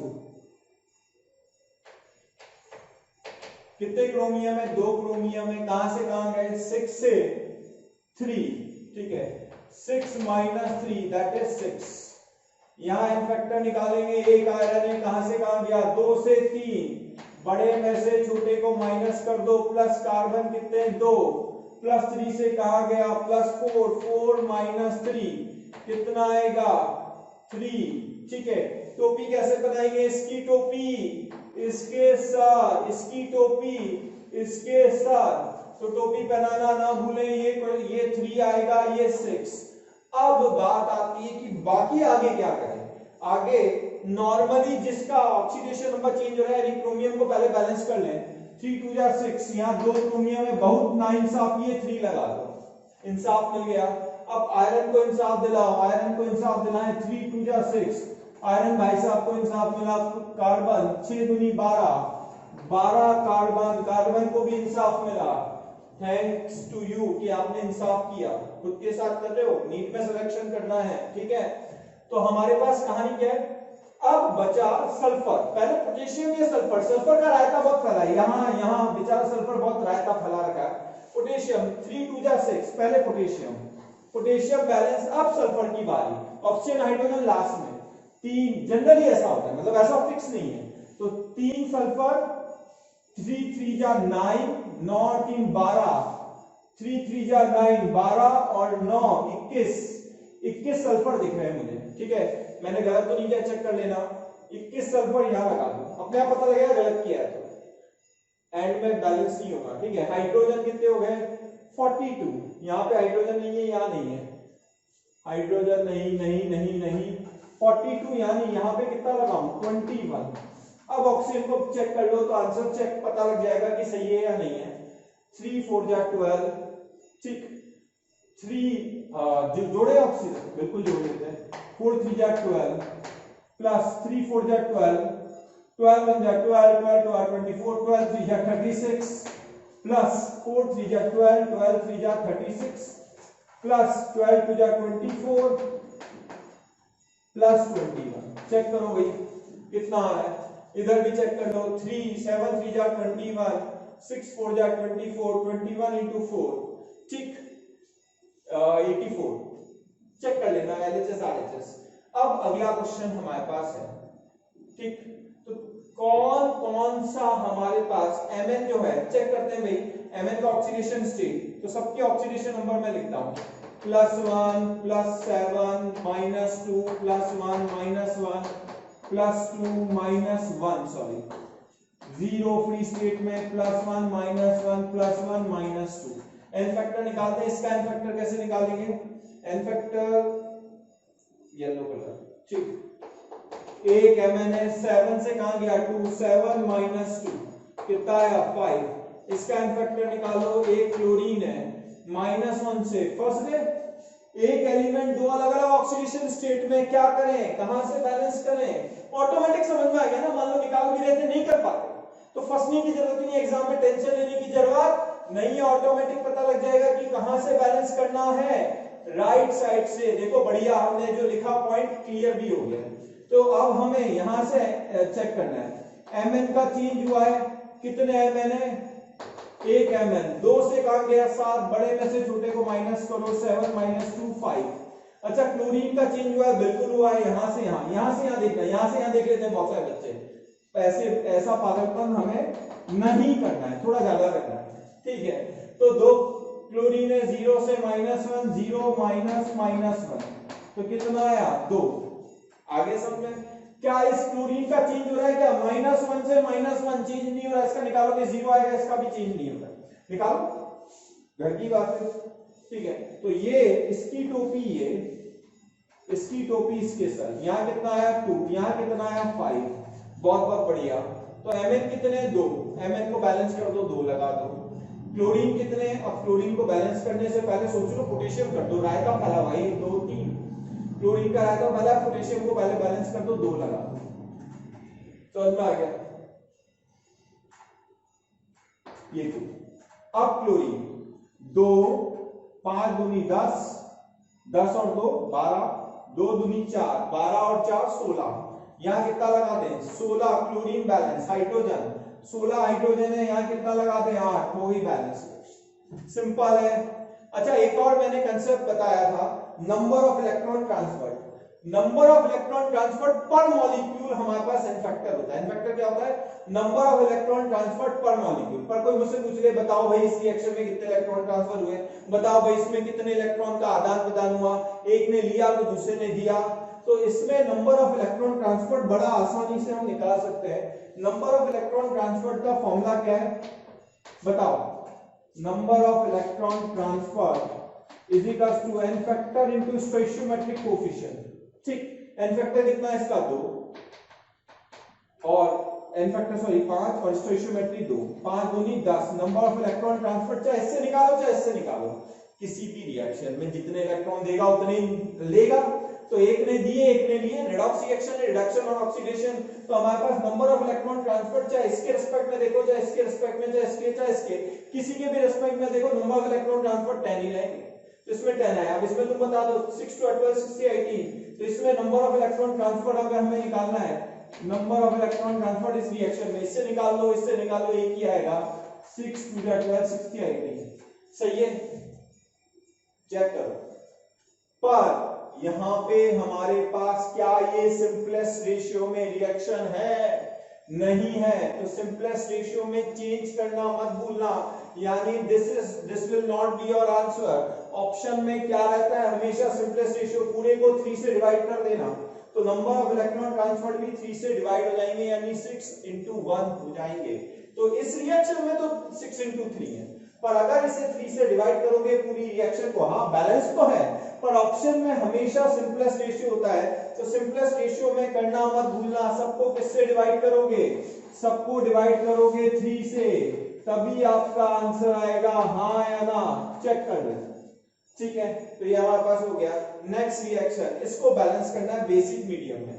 तो बेसिक मीडियम में इसे कैसे बैलेंस करें, सबसे पहले 4 फास्फोरस है, अब इधर से इधर 2 अलग अलग ऑक्सीडेशन स्टेट में, फास्फोरस की यहाँ ऑक्सीडेशन स्टेट है +1 यहाँ -1, तो एक एलिमेंट 2 अलग अलग ऑक्सीडेशन स्टेट, वैसे इसे मैं सॉल्व कर चुका हूं, इसका एन फैक्टर निकालेंगे कितना आएगा, एक फास्फोरस 1 से 0, तो 1 - 0, ठीक है, तो कितना आएगा 1, इसमें एन फैक्टर कितना होगा, एक फास्फोरस है -3 से 0, बड़े में से छोटे को माइनस कर दो -3, तो आ जाएगा 3, इसकी टोपी इसके सर, इसकी टोपी इसके सर, तो टोपी पहना दे,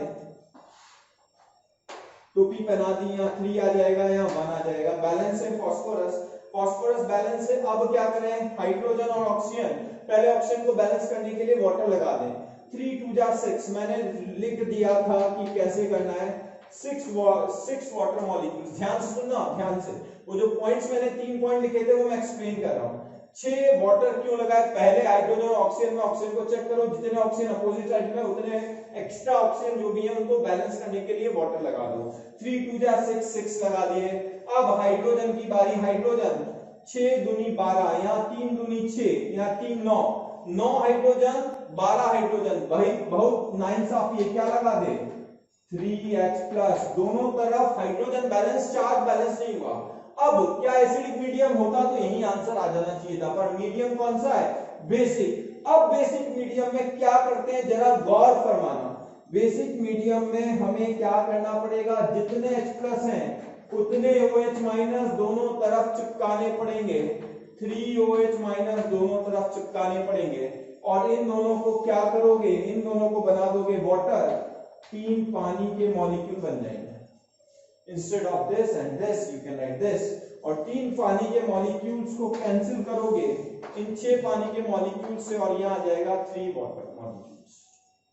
जिसको नहीं आया रिपीट करो, फिर भी नहीं आया मुझे व्हाट्सएप पे कॉल करो, ठीक है। तो यहाँ पे आपको ये ध्यान रखना है। नेक्स्ट आयोडीन, इसको बैलेंस करना है 0 -1, 3 2 जा 6 -1 +5, ये क्या है, तो एन फैक्टर इसका कितना आएगा, एन फैक्टर, एक आयोडीन है, कहां से कहां गया, -1 से 0, बड़े में से छोटे को माइनस कर दिया 1, एन फैक्टर कितना आया, एक आयोडीन है, +5 से 0, बड़े में से छोटे को माइनस कर दिया, कितना आया 5, इसकी टोपी इसके साथ, इसकी टोपी इसके साथ, ये 5 और ये 1, हाँ या ना, टोपी पहना दी। आयोडीन कितने हैं, यहाँ आयोडीन है 6, यहाँ आयोडीन क्या है 2, बहुत नाइंसाफी है, आयोडीन बैलेंस हो गए। अब बात आई ऑक्सीजन, ऑक्सीजन को बैलेंस करना है, क्या करें, H+ नहीं, वाटर, बिल्कुल सही, वाटर लगा दें, कितने वाटर, 3 वाटर मॉलिक्यूल यहाँ लगा, बहुत बढ़िया, 3 वाटर मॉलिक्यूल लगा दिए। इधर क्या लगा दें, अपोजिट साइड में 6H+ आए, ठीक, 3 2 जा 6H+ आए। अब चेक भी कर लो, कुछ नहीं दिया है, एसिडिक मीडियम, H+ से OH- कब जोड़ते हैं, जब बेसिक मीडियम होता है, जितने H+ उतने OH- जोड़ के हमने क्या किया, OH+ को हटा दिया, वाटर कैंसिल हो गया, और आंसर हमारे पास ये तो हट ही गया, ये हट गया था भाई पिछली रिएक्शन में, समझ में आ गया ना, वाटर कैंसिल हो गया, ये बना फिर ये कैंसिल हो गया इससे, तो ये आंसर आया। सिंपलेस्ट रेशियो चेक कर लेना, ठीक है। नाउ यहाँ पे सिंपलेस्ट रेशियो में अब चेक क्या करना है, 6H+ आ गए। अब पॉजिटिव और नेगेटिव चार्ज, इधर चार्ज कितना है देखो, इधर चार्ज निकालने के लिए क्या करें, -5 -1 +6, नेट चार्ज 0, इधर भी 0 होना चाहिए, बिल्कुल सही है, यानी चार्ज बैलेंस हो गया। तो हमारे पास ये एग्जांपल हुए बैलेंसिंग के, ध्यान रखना है।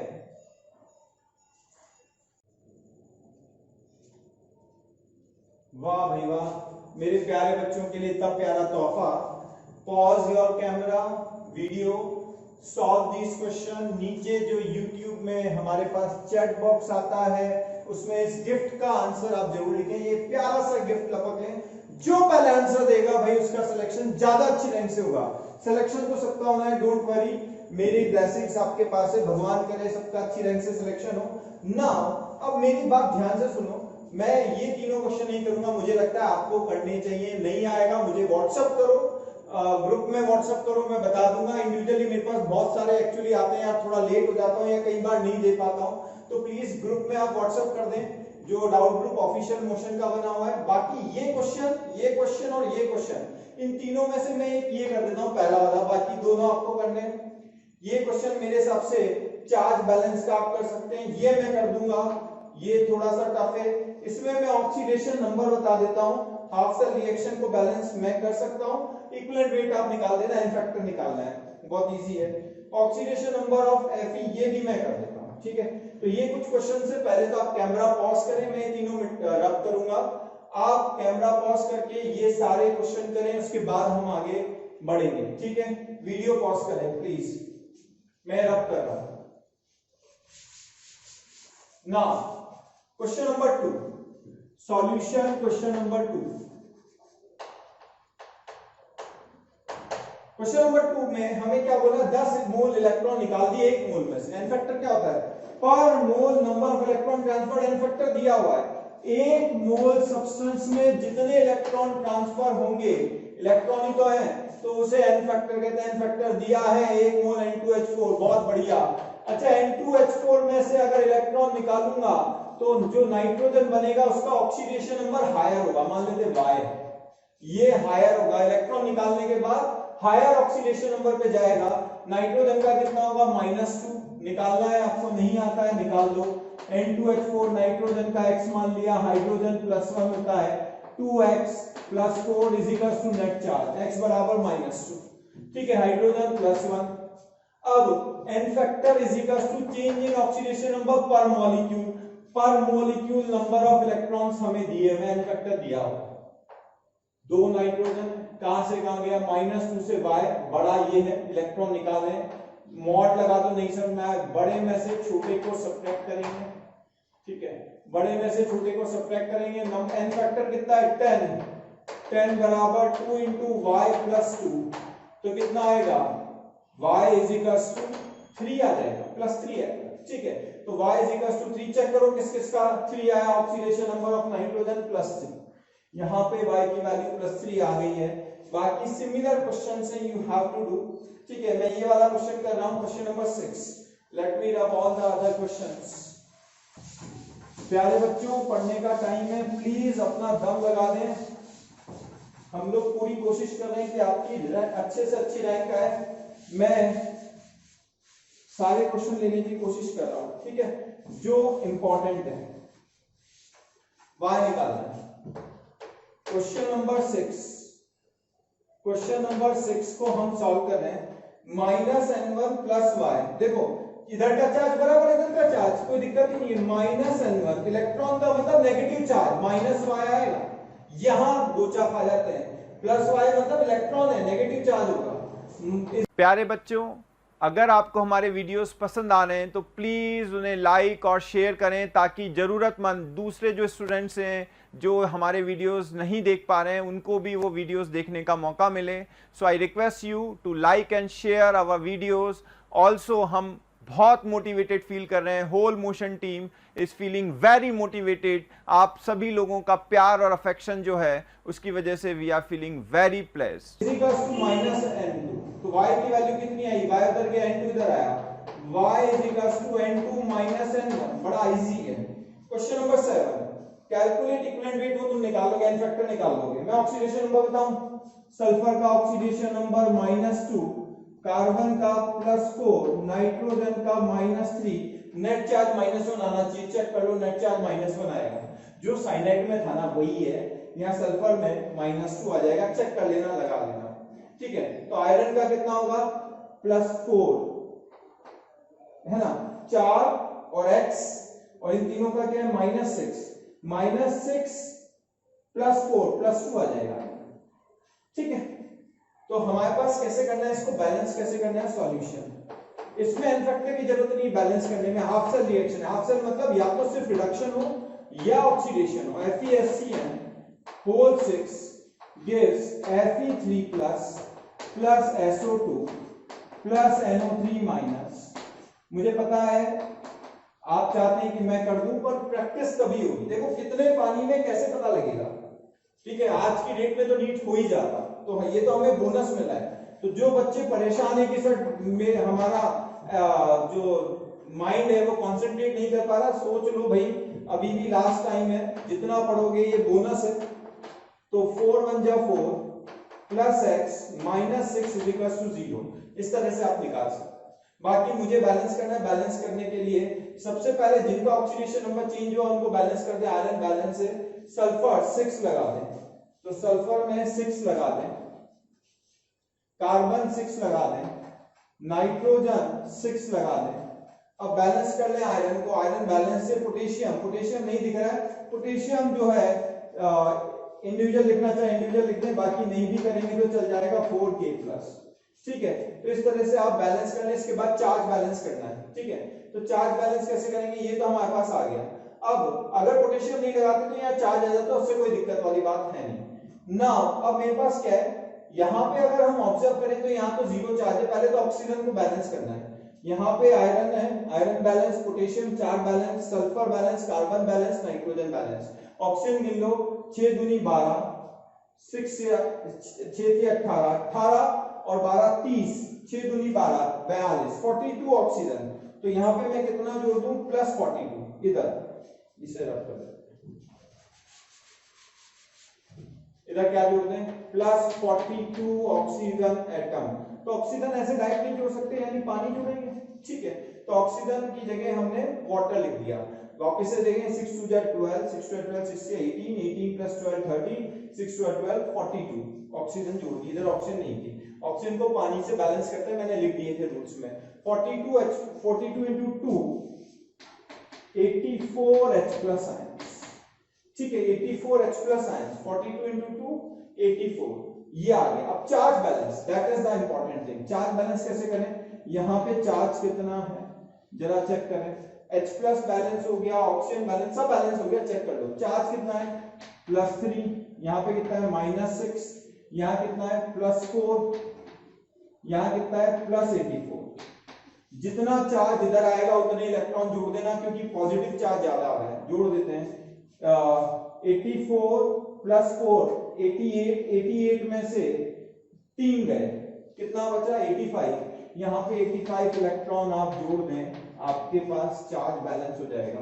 तो जितना चार्ज पॉजिटिव आएगा, जहां पॉजिटिव है इलेक्ट्रॉन जोड़ने से क्या होगा, पॉजिटिव प्लस नेगेटिव 0, तो इधर और इधर चार्ज बैलेंस हो गया। This is half cell reaction, यानी यहाँ पे ऑक्सीडेशन हो रहा है, इलेक्ट्रॉन निकले हैं, इलेक्ट्रॉन निकले, यानी ये मॉलिक्यूल जब ये फॉर्म करेगा तो इलेक्ट्रॉन रिलीज करेगा। Getting my point, this is how we can calculate. Next, ये मैंने क्वेश्चन कर दिया था, ये मैंने कर दिया ऑक्सीडेशन नंबर ऑफ दिस। ये बड़ा इजी है, मुझे लगता है बहुत सारों को आता है, फिर भी एक बार देख लेते हैं। Fe 0.93 हो, इसमें परसेंटेज ऑफ आयरन +2 और +3 वाला क्वेश्चन भी आता है, वो सॉलिड स्टेट में कराऊंगा, ठीक है। तो इसका मैंने x मान लिया, ऑक्सीजन -2 है, तो क्या लिखेंगे, 0.93 x -2 बराबर 0, x बराबर 2/0.93 आंसर चार्ज आ गया। ये एवरेज ऑक्सीडेशन नंबर है, एवरेज चार्ज है। यहाँ पे क्या है, +2 में भी है, +3 में भी है, कौन, आयरन, ठीक। तो ये हमारे पास हो गया। अब मैं इक्विवेलेंट कांसेप्ट पे आता हूं। Now let us begin with equivalent concept. बड़ा इजी है, कुछ भी नहीं है। इक्विवेलेंट कांसेप्ट क्या कहता है, ठीक है। उसके पहले नंबर ऑफ इक्विवेलेंट्स का फॉर्मूला लिख लेते हैं। नंबर ऑफ इक्विवेलेंट्स बोले या नंबर ऑफ ग्राम इक्विवेलेंट्स बोले या इक्विवेलेंट्स बोले, इसका फॉर्मूला हमारे पास क्या होता है, इसका फॉर्मूला हम लोग ध्यान रखेंगे, बड़ा इंपॉर्टेंट फॉर्मूला है। n into n factor is equals to weight upon molar mass into n factor is equals to weight upon equivalent weight is equals to molarity into volume into n factor। Equivalent weight में ध्यान रखना, मैंने पहले ही बोला equivalent weight is different from equivalents. Number of equivalent और equivalent और gram equivalent weight से डिफरेंट होता है, is equals to normality into volume is equals to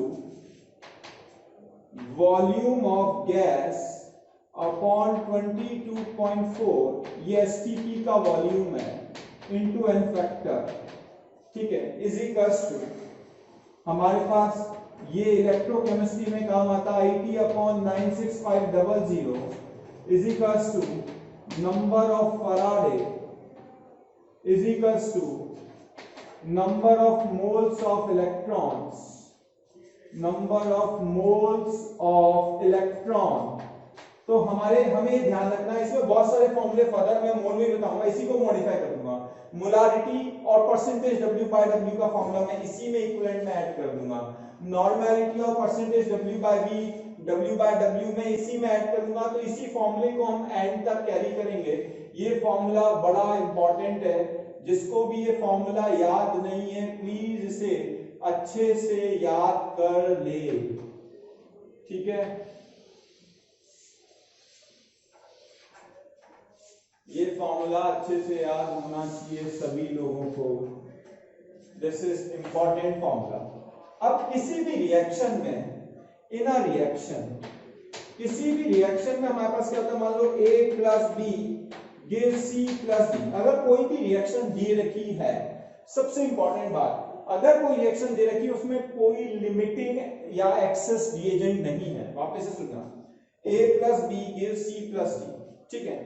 अगर किसी रिएक्शन में कोई लिमिटिंग या एक्सेस रिएजेंट नहीं है, और इसको ऐसे फर्दर भी लिख सकते हैं, और मान लो D ने किसी E के साथ रिएक्ट करके F बनाया, अगर यहाँ पे हम देखें तो हम क्या कह सकते हैं, इसके इक्विवेलेंट, मतलब सबके इक्विवेलेंट बराबर कर सकते हैं, इक्विवेलेंट, मैं इक्विवेलेंट वेट नहीं बोल रहा हूँ, equivalent, equivalence of A is equals to equivalence of B is equals to equivalent of C is equals to equivalent of D is equals to equivalent of E is equals to equivalent of F, ठीक।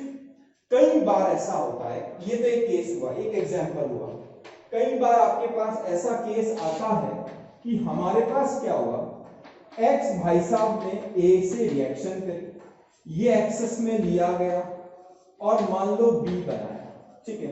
इन X भाई साहब ने, इन्हीं X भाई साहब, मतलब इसी solution में हमने वापस से कुछ और डाला और ये रिमेनिंग बचा कुचा X जो है, हमें नहीं पता कितना बचा है, हमने इसी रिमेनिंग में मान लो P डाल दिया एक्सेस में, या P डाल दिया, ज्यादा परेशान ना हो, और ये C बना, ठीक।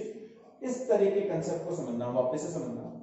X बहुत सारा, ये नीट में जनरली इतना हैवी नहीं आता है, पर फिर भी मैं इसलिए बता रहा हूं, क्या पता कोई टफ क्वेश्चन अगर अटक जाए तो इजीली कर सकते हैं। खूब सारा X है, ये रहा मेरे पास NaOH, NaOH में KOH KCl सॉरी NaOH में HCl डाला और H2SO4 भी डाला।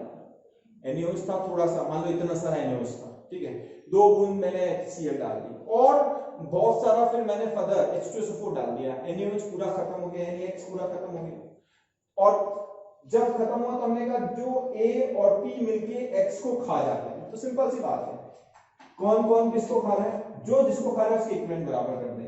इक्विवेलेंट एक बेस है NaOH मान लो, ठीक है, उसको कौन कौन खा रहा है, उसको A खा रहा है और उसको कौन खा रहा है, P खा रहा है, यानी X को A भी खा रहा है, P भी खा रहा है।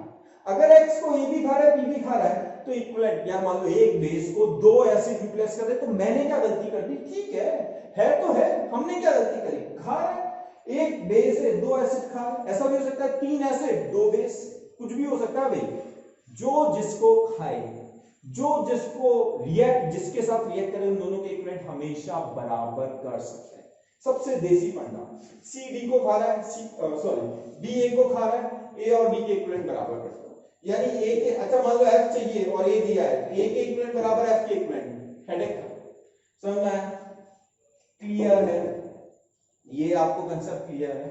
अब इसमें एक नेक्स्ट बात मैं बताना चाह रहा हूं, वो इंपॉर्टेंट बात है, ये फॉर्मूला आप नोट कर लेना, बड़ा इंपॉर्टेंट फॉर्मूला है, बार बार काम आएगा। देखना एक और बात वेरी इंपॉर्टेंट, इंपॉर्टेंट पॉइंट याद रखना, मैं इक्विवेलेंट नहीं बोलूंगा, इक्विवेलेंट वेट। मान लो aluminium sulphate Al2SO4 whole thrice, याद रखना इक्विवेलेंट वेट इक्विवेलेंट नहीं है, बार बार बोल रहा हूं, लिख दो, ये इक्विवेलेंट नहीं है। बहुत बहुत बधाई, शादी नहीं हो गया अगर किसी ने इक्विवेलेंट लिख दिया। इक्विवेलेंट वेट बोल रहा हूं, बार बार बोल रहा हूं, इक्विवेलेंट वेट है, ये इक्विवेलेंट वेट है, दोनों अंतर है, दोनों में अंतर है, लिख लेना, ठीक है। Equivalent of Al2SO4, equivalent weight of Al2SO4 whole thrice is equals to equivalent weight of Al3 plus stoichiometry नहीं आएगी, plus equivalent weight of sulphate ion. यानी किसी भी आयनिक कंपाउंड में, कोई एग्जांपल लेते हैं, ठीक है, मान लो इक्विवेलेंट वेट किसका लिखा, क्वेश्चन में काम आएगा, फिर मत बोलना कि सर आपने बताया नहीं। मेटल कार्बोनेट लेंगे, मेटल कार्बोनेट का इक्विवेलेंट वेट हमें देखना है, तो मैं क्या लिखूंगा, इक्विवेलेंट वेट किसका, मेटल का, प्लस इक्विवेलेंट वेट किसका, कार्बोनेट आयन का। दो कार्बोनेट हो, तीनों से मतलब ये स्टोइचियोमेट्री नहीं आएगी, ध्यान रखना। अच्छा एक और एग्जांपल ले लो, बोलो भाई, तुम बोलो ऑक्साइड बोल दो, हाइड्राइड बोल दो, मेटल हाइड्राइड ले लो, -1 में रहता है NaHKH, इक्विवेलेंट वेट किसका, मेटल का। फॉस्फेट बोल दो, मुझे कोई दिक्कत थोड़ी है, शादी किसको करनी है, तुम्हें H- हाइड्राइड आयन, ठीक है। पहले बता रहा हूं, अगर नहीं समझ में आएगा और नहीं पढ़ोगे तो शादी नहीं होगी। मेटल हाइड्राइड हो गया, कार्बोनेट हो गया, मेटल, अब क्या लूं, फॉस्फेट ले लूं, ये लो, जो तुम्हें पसंद है वो लो, ठीक है। इक्विवेलेंट वेट किसका, मेटल महाशय का, प्लस इक्विवेलेंट वेट किसका, बोलो, फॉस्फेट का। कितने फॉस्फेट यहां लिखूंगा, बस एक ही बहुत है, ठीक है। इसमें मैं क्वेश्चन करा रहा हूं, क्लियर। अब मैं क्वेश्चन लिखने वाला हूं, तो इक्विवेलेंट मैंने बता दिया, इक्विवेलेंट क्या है, अप्लाई करना इज इंपॉर्टेंट, ठीक है। मैं अप्लाई करना बताऊंगा, मैं क्वेश्चन लिखता हूं, आप ट्राई करेंगे, फिर अप्लाई करेंगे। ये समापन समारोह चल रहा है चैप्टर का, इसमें आपको ध्यान रखना है कि equivalent is the main and important part of this chapter. पहले तो ऑक्सीडेशन नंबर नहीं है, एन फैक्टर नहीं आएगा, एन फैक्टर इसका रेडॉक्स रिएक्शन का। और ध्यान रखना, अगर हमारे पास, अच्छा एक नोट डाल के पॉइंट भी लिख लो, ठीक है, कभी भी CH3 COOH आ जाए, ठीक है, HCOOH आ जाए, H2C2O4 आ जाए, कुछ भी आ जाए, ठीक है, RCOH आ जाए, ये हमेशा CO2 बनाएगा, याद रखना। जैसे मैंने रिएक्शन दिखाई थी ना लास्ट लेक्चर में, मैंने क्या लिखाया था, K2Cr2O7 एसिडिक मीडियम में क्या बनाएगा, बेसिक मीडियम में क्या बनाएगा, तो K2Cr2O7 Cr3+ बनाता था। तो हमें ये ध्यान रखना है कि ये कुछ भी आ जाए, RCOH या कुछ भी आ जाए, सीधे CO2 में जाएगा, ये चिपका लेना वहीं पे, ठीक है, ये आप ध्यान रखना।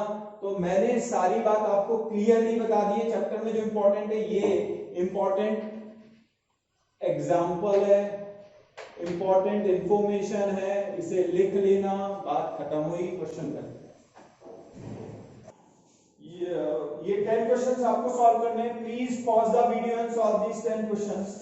मैं अब क्वेश्चन सॉल्व कर रहा हूं। Question number 1, 4 gram of NaOH in 500 ml solution, molarity चाहिए, equivalent is equals to equivalent, तो मोलारिटी निकालनी है, मोलारिटी का फॉर्मूला लगा देंगे, इक्विवेलेंट में मैंने बताए थे सारे फॉर्मूले, मास यहाँ पे दिया है, mass upon molar mass into n factor, n factor same है क्योंकि दोनों ही बात NaOH की करी है, तो हमारे पास यहाँ पे मोलारिटी निकाल लेंगे, वॉल्यूम आधा लीटर दिया है, मास कितना है 4 ग्राम, NaOH का molar mass 40, you can calculate this.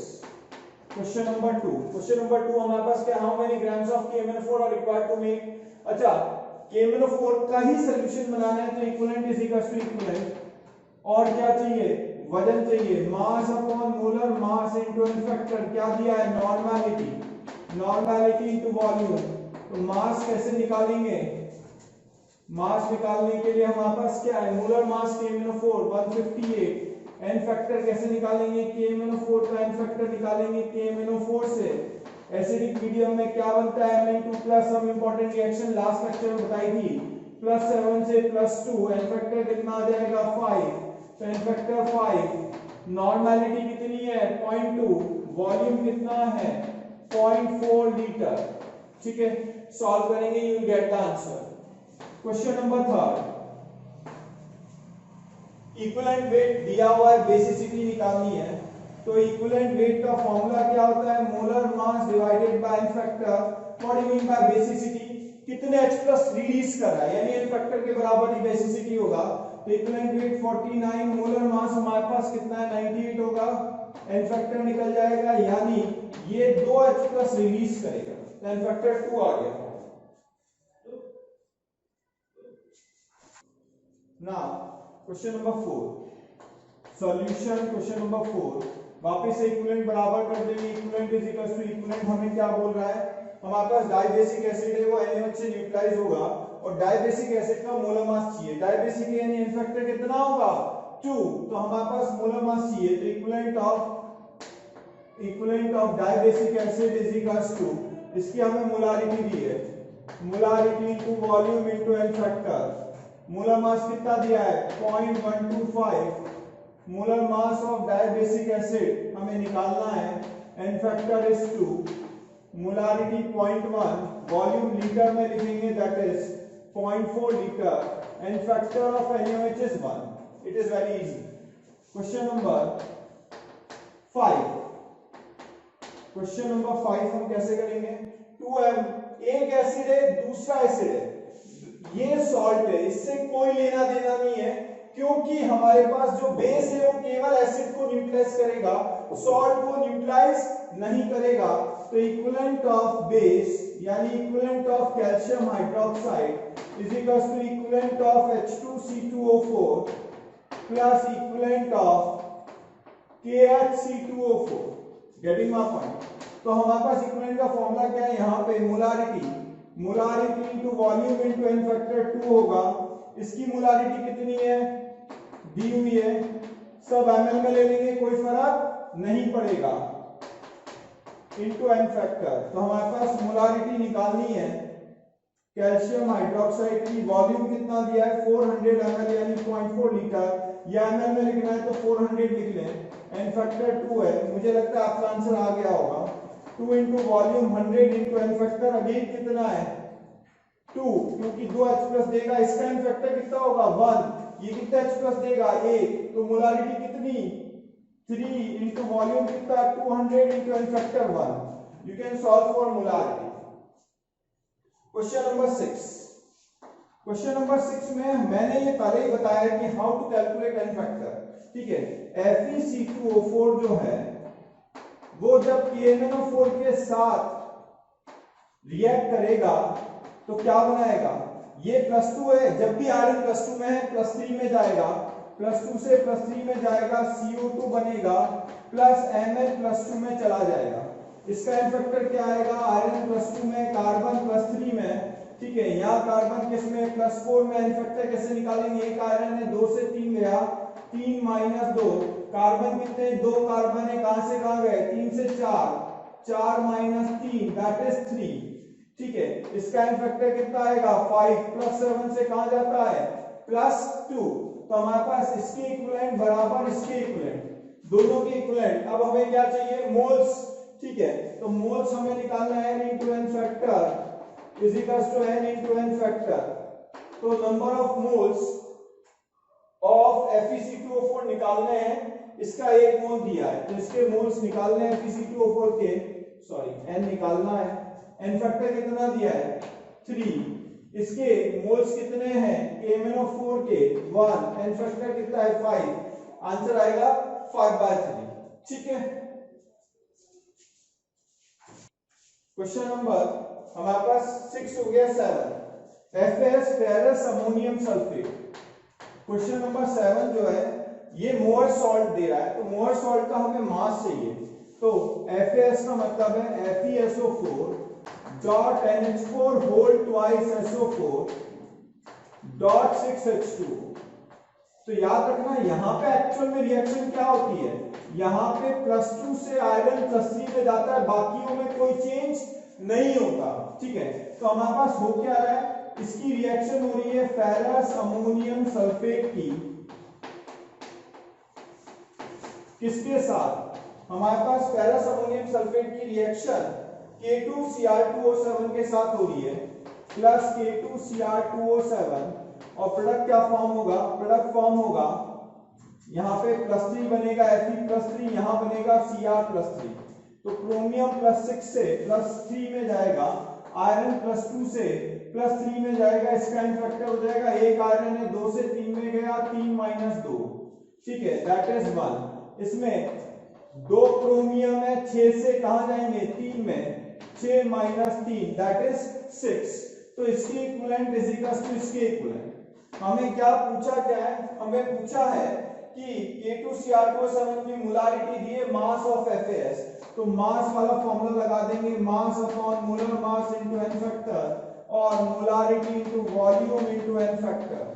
ठीक है, तो मास FAS का हमें निकालना है, मोलर मास क्वेश्चन में FAS का 392 दिया है, n फैक्टर हमारे पास आ गया 1, molarity of K2Cr2O7 is 0.2, volume 1 liter and factor is 6।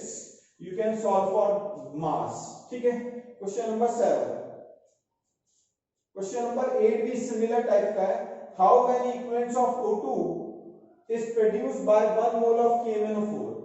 तो solution question number 8 equivalent of, तो पहले रिएक्शन लिख लेते हैं, रफ रिएक्शन क्या हो रहा है, KMnO4 जो है H2SO4 के साथ रिएक्ट कर रहा है, KMnO4 एसिडिक मीडियम में रिएक्ट कर रहा है। क्वेश्चन ने खुद ने कहा है कि रिएक्ट करके क्या बना रहा है, रिएक्ट करके ऑक्सीजन गैस बना रहा है, O2 बना रहा है, साथ में क्या निकल रही है, ऑक्सीजन गैस के साथ क्या हो रहा है, साथ में Mn2+ बनेगा। ये कैसे पता लगा, ध्यान से सुनना, KMnO4 Mn2+ में बनाता है, ये हमें पता है एसिडिक मीडियम में H2SO4 जो है O2 फॉर्म करेगा, ये क्वेश्चन ने कहा है, तो हमें ज्यादा दिमाग लगाने की जरूरत नहीं है।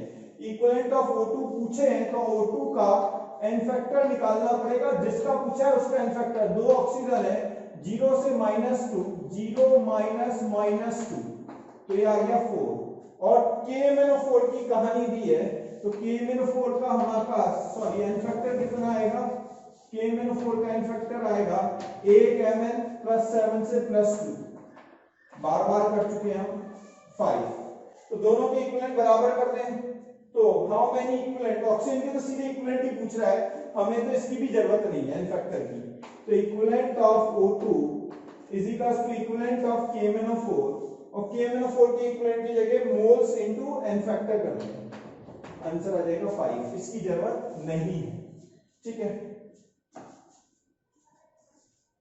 अब अलग फॉर्मेट के क्वेश्चन है, क्वेश्चन नंबर 9 और 10, ये आपको ध्यान से करना है।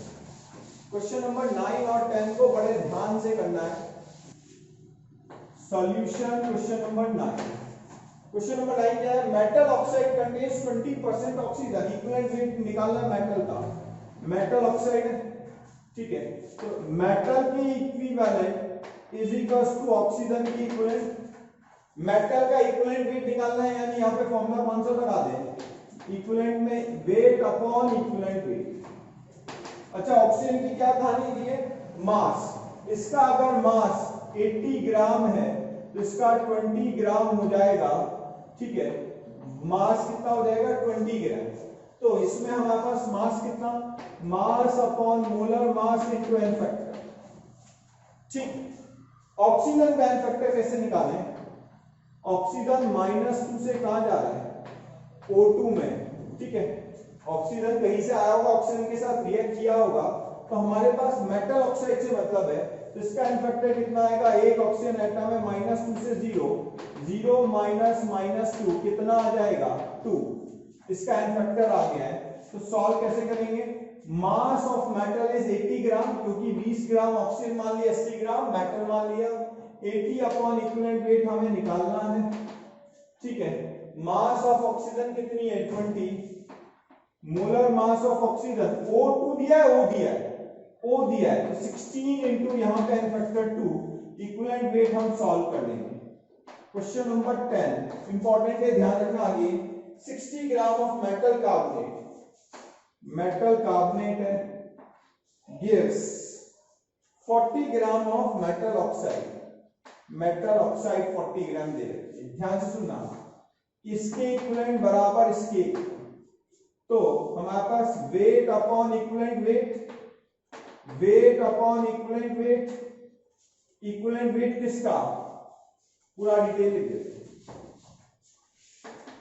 Wait upon equivalent weight of metal carbonate, weight upon equivalent weight of metal oxide, हाँ है ना। अच्छा, मैंने क्या बताया था, equivalent weight of metal carbonate is equals to, ये मैंने बता दिया इसी लेक्चर में कि इक्विवेलेंट वेट को ऐसे लिख सकते हैं, इक्विवेलेंट वेट मेटल का प्लस इक्विवेलेंट वेट कार्बोनेट का है। ऐसा कैसा, यहां लिख दें, wait upon equivalent wait metal का प्लस इक्विवेलेंट वेट ऑक्साइड आएगा। ठीक, तो हमारे पास क्या होगा, वैल्यू डाल देंगे, इसको रफ कर देंगे। ठीक है, तो हमारे पास वजन कितना दिया, 60 ग्राम, तो ये तो 60 ग्राम आ जाएगा। इक्विवेलेंट वेट मेटल का निकालना है, x मान लेंगे।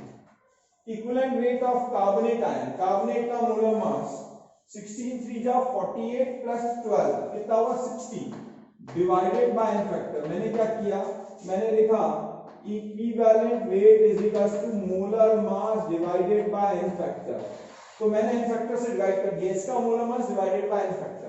n फैक्टर कितना आएगा 2, डायरेक्ट डाल दें 2, क्योंकि इस पे चार्ज 2 है। सॉल्ट का n फैक्टर क्या होता है, जो चार्ज होता है। मास, इसका मास कितना है 40 ग्राम अपॉन इसका इक्विवेलेंट वेट मैंने x मान लिया है, अपॉन ऑक्सीजन, यहां पे क्या लिखेंगे, वेट ऑफ ऑक्सीजन एटम है अपॉन n फैक्टर 2। क्लियर है, तो हम सॉल्व करेंगे, will get the value of x। So you can do all these questions like this. तो ये इंपॉर्टेंट टाइप के क्वेश्चंस हैं, ये कंसेप्ट इंपॉर्टेंट है जो मैंने यहाँ पे बताया। ठीक है, तो हमारे पास रिडॉक्स हो गया। डियर स्टूडेंट्स, जो आप वीडियोस देख रहे हैं, अगर उनके डिटेल्ड वीडियो आपको चाहिए या पूरा कोर्स आपको चाहिए, तो please call our toll free number 180021217999। I am repeating it again, 180021217999। Thank you.